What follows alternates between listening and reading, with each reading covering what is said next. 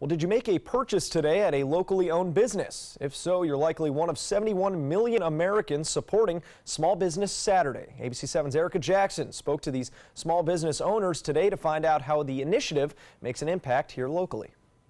American Express initiated Small Business Saturday in 2010. It says there are nearly 2.5 million small businesses in Florida, or nearly 99.8% of all businesses in the state. The National Retail Federation estimates 71 million Americans are making a purchase on Saturday, and 76% of those shoppers say they are supporting small businesses. A new bill is under consideration in the Florida legislature to make Small Business Saturday a tax-free holiday. That would make a big impact locally, since most of the 150 shops and restaurants in downtown Sarasota are independently owned. When the smaller businesses go away, I think you're going to see depletion of the economy. So to me, I think it's the backbone of the economy. Small businesses in Florida also help the economy by bringing down the unemployment rate. According to the U.S. Small Business Administration, small businesses in Florida created 102,000 jobs in 2014, and 42% of people were working for small businesses that year.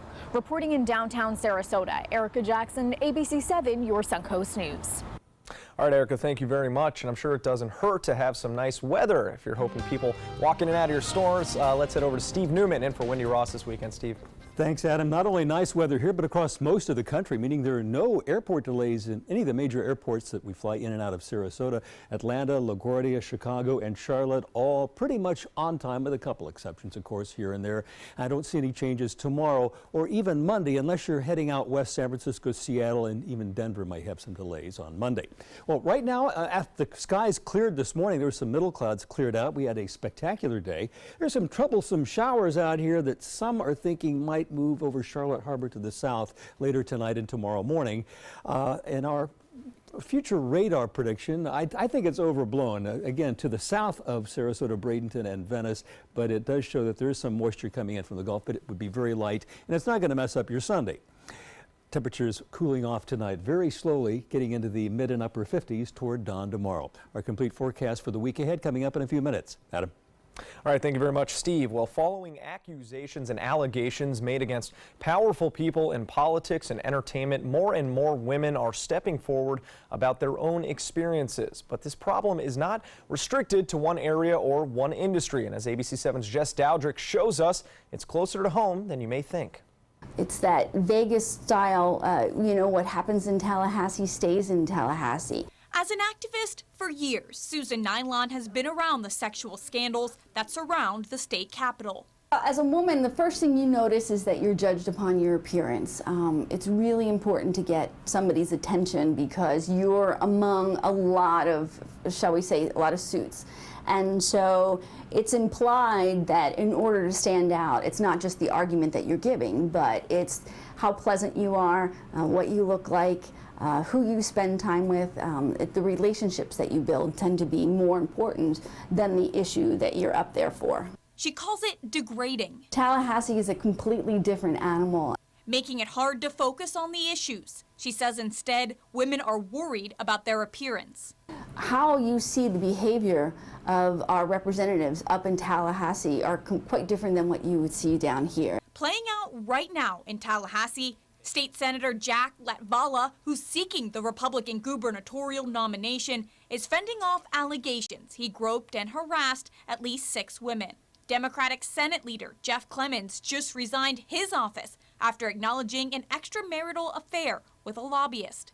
And on the heels of Clemons' resignation, an investigation is launched after a camera is found by Senate Majority Leader Oscar Brainon in the hallway of a condo building where he and other lawmakers live in Tallahassee.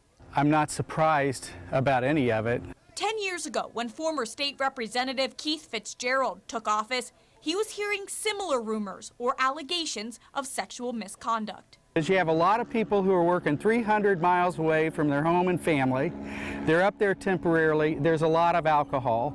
So certainly flirtatious behavior, people sort of using sex as a kind of currency in affairs and that sort of thing, that's really common. Fitzgerald says he was shocked to find out that Tallahassee was what he describes as a work setting with a hypersexualized atmosphere. But I would just warn anyone from the outside who thinks that maybe their party or their side is free of this and the other side or the perpetrators, it doesn't work like that.